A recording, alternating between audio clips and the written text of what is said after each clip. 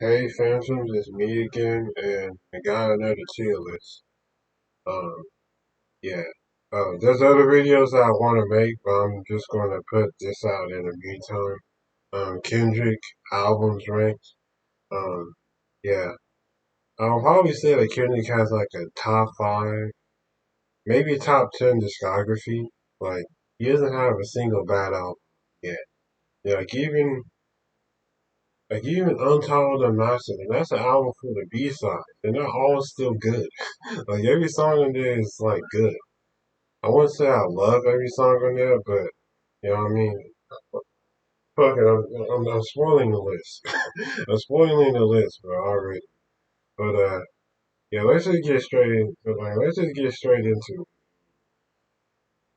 Black Panther album soundtrack. It's not a Kendrick album. You know what I mean? Like it's more of a collab album, so I'm not really counting that to the list. But yeah, Entitled Unmastered, C tier. Um, yeah, I'm really just putting the C tier because, like, I'm going by like Kendrick standards, and yeah, by Kendrick standards, this is still good. Like, it's still like a good album, but you know what I mean. There's not really much focus to it, and the mixing and mastering isn't really that great either.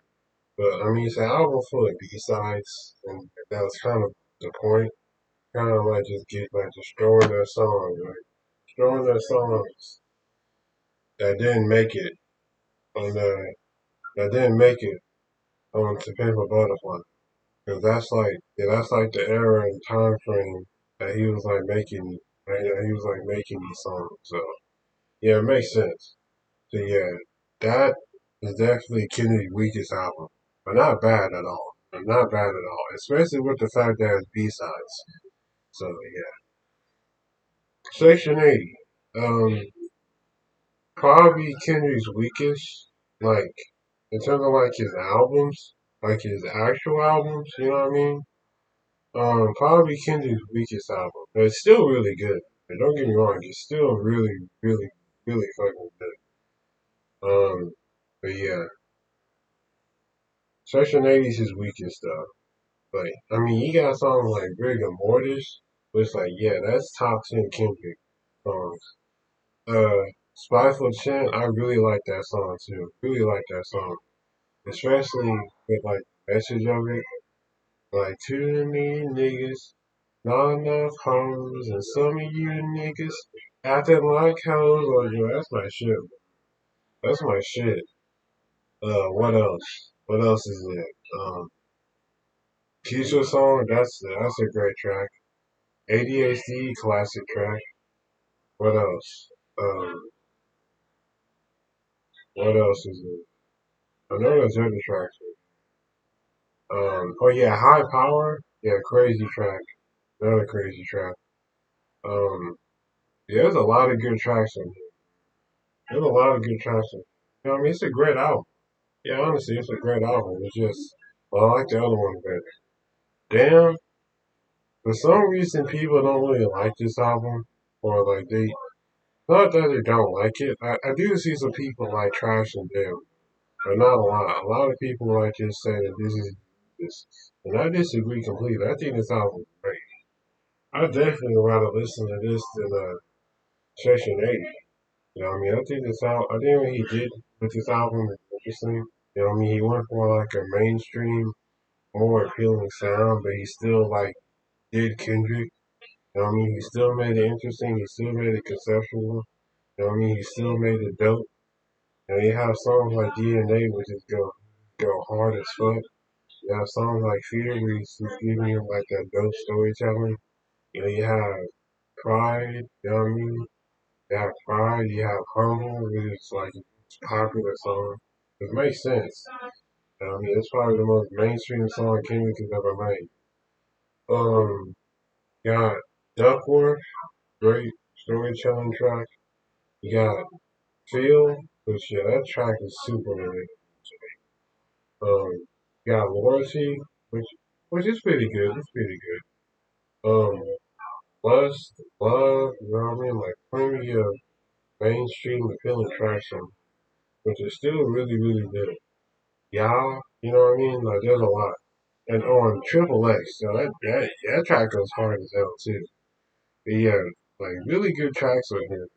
But damn doesn't deserve criticism like. But yeah, like these final two, of course they're in S tier.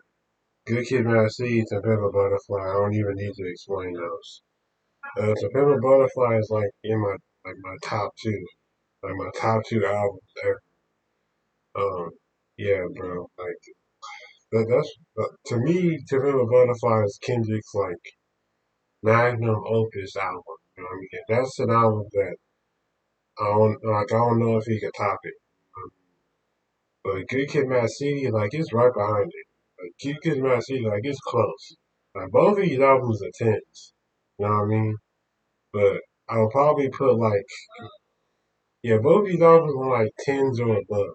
But I'll probably give Good Kid, Mad City a 10, but To Pimp a Butterfly an 11, just because it goes like a little bit beyond Good Kid, Mad City.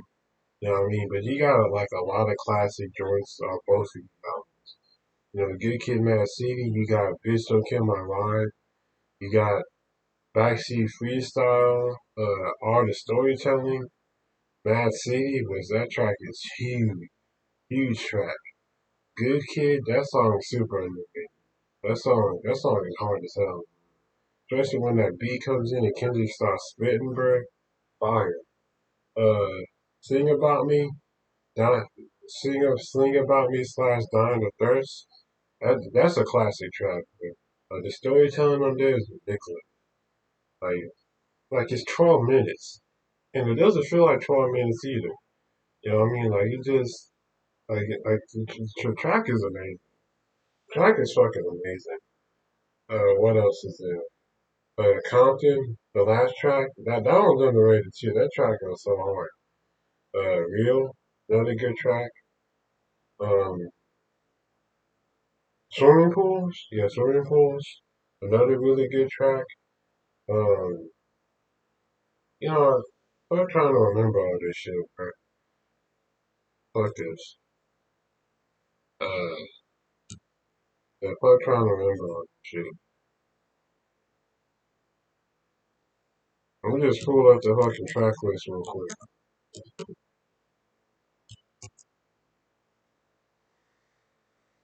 Yeah, yeah, I don't want to forget. I don't want to forget all the tracks. Um, yeah, Money Tree. But how the hell I forget about Money Tree? That's one of my favorite joints from Kendrick.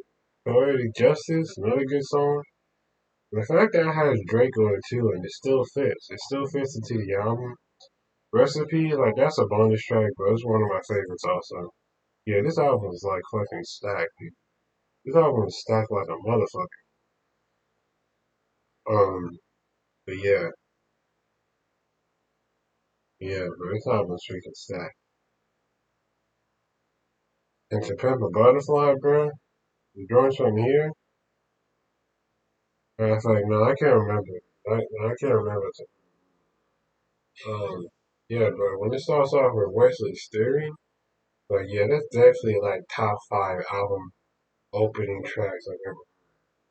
Like, it's just amazing, bro. Like, he teach you with the fucking funk and that bass line, bro, is ridiculous. Ridiculous, bro. The instrumentation of this album, like, it's fucking top tier. Like, it's that the production is definitely better than Big Kid, Mad City's. You know what I mean? That album's production is spectacular, but Pale Butterfly takes it to another level. And there's so much to unpack in this album. This album is so dense with content, and it's just put together so freaking well. You know what I mean? Like, the Pimp Butterfly is not as, like, storytelling driven as, Good Kid Mad City. Like, the approach that Kendrick took with this album is a bit more artistic, it's a bit more creative, and you know what I mean? But you have, like, how much a dollar costs. You have Mercy Steering. You have fucking, you have Blacker Than Berry. That track is insane. Yeah, all right. Like you have fucking you. Like that track is fucking like emotionally, like it's just a fucking bomb. Like he just dumps a fucking emotional fucking bomb on this fucking album. That song alone. Which I see some people who don't really care for that track. I think it's really just the studio, because the album version of the track sounds much different. I mean, it's much more warm, much more soulful, much more, yeah, you have Mortal Man. When the album ends off with that song, like, man, it's crazy. You have For Free, which, yeah, that track is very comical, very entertaining, you know what I mean? But Kendrick, like, he's still spitting, even though it's on the jazz, it's like a spoken word type of ish, you know?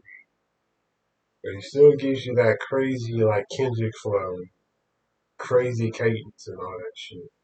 It's just, from top to bottom, this album just flawless, honestly. He's just fucking flawless. You know, like Kendrick, like he's different. He's an artistic fucking mastermind because of that album together. So I would really love for him to make another, for him to give us another freaking album. But I don't know. But all this time that he's been keeping us waiting, bro, like I don't know. I don't know if he's gonna give us another. I hope he does. I hope he does, bro. But yeah, yeah. But I really messed with the Pimp a Butterfly. But yeah, King Kunta, that's a really great track too. King Kunta, yeah, that track's fucking funky and good politics, another great track. Complexion, yeah, Mama, you ain't gotta lie, and yeah, there's so many great tracks in here. King Kunta is probably the most popular track on that album, which yeah, it makes sense. Like that track definitely one of the more bumpable tracks of this album, because there's not a lot of tracks on here that you like bumping or whip. I mean, not a lot of tracks I would like go in the club, I guess. But I mean, it makes sense. But what Kendrick was going for, it makes sense why the art, why this track isn't as like bump heavy as Good Kid, Mad City. But yeah, regardless of that, like Kendrick has a fantastic, and fucking fantastic, like top to bottom, like he does have some songs that are a little questionable. Like Damn He Has God, which like I'm not the biggest fan of that track. And yeah, there's not many Kendrick tracks I don't like really. God, that one I don't like that much, but it's still not a bad song. I still can't say it's a bad song, you know? But yeah, that's what I think. That's what I think that Kendrick's discography. Fantastic. But yeah, Good Kid, Mad City, and To Pimp a Butterfly, those are definitely his classics. I mean, the rest of them are good. Like, Damn and Section 80, like, pretty good, but I wouldn't call them classic stuff. Other people might disagree, but that's just how I feel. But regardless of that, yeah, that's really all I have to say. And see you fans later. All right.